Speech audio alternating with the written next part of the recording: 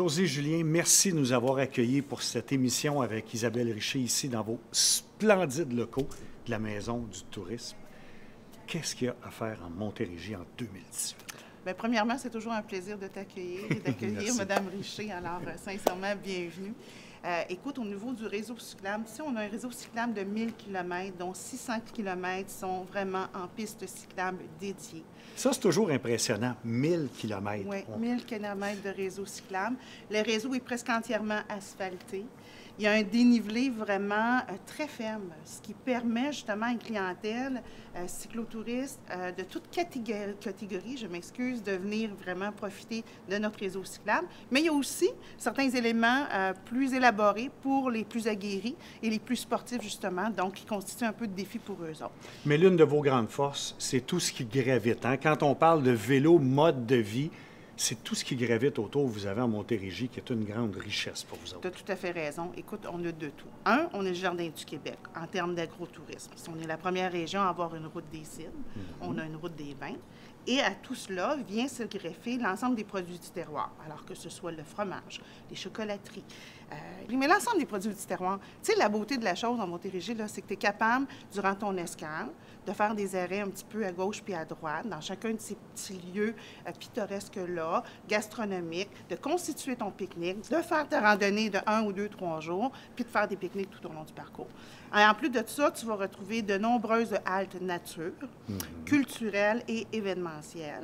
Donc, événementiel, c'est-à-dire? Bien, événementiel, c'est que tout au long du parcours, tu vas avoir, mettons, je te parle d'événementiel, mais c'est que tu peux avoir des événements culturels le long du parcours. Ah, OK. Tu peux faire, mettons, une halte aussi à Saint-Jean-sur-Richelieu, puis aller profiter de l'International des Montgolfières. Tu peux aller à Chambly, puis dire pendant le mois de septembre, dire, bien, je vais aller à Bière et Saveur. Donc, tu vois, tu peux faire une escale et une escapade en Montérégie à vélo, puis vraiment profiter de tout ce qu'il y a à proximité. Et la beauté de notre réseau, c'est qu'elle peut être tantôt dans un cadre urbain, tantôt dans un cadre champêtre, en bordure de rivière, en bordure du fleuve. Donc, en bordure vraiment... du fleuve, si tu me permets de faire une suggestion, oui, Jean, allez voir le Récréoparc à Sainte-Catherine. On arrive par le fleuve Saint-Laurent. Là. On est 15 km sur la bande de la voie maritime, en plein milieu du fleuve Saint-Laurent.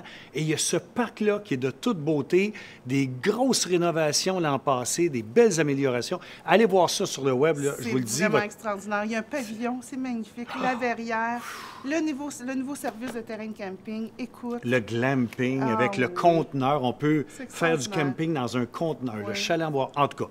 Mais, puis on parle du fleuve, tu as les îles de Boucherville, qui est la même chose, que tu peux, tu te ramasses dans un milieu humide, tu fais du vélo, après ça, tu peux aller faire du kayak, tu peux aller au terrain de camping, tu as le petit service de navette où tu transportes toi-même tes bagages, il n'y a pas d'accès en voiture du tout. Écoute, tu en as de tout, puis pour tous les goûts, tu sais. Alors, les gens n'ont pas de raison, n'ont pas d'excuses pour ne pas profiter de tout ça, d'être actif. Vous n'êtes pas obligé d'être un super athlète, là. Non, comme elle l'a dit, les terrains sont relativement plat, il n'y a pas trop de dénivelé, alors amusez-vous tout au long de l'été. Puis bonne escapade en Montérégie!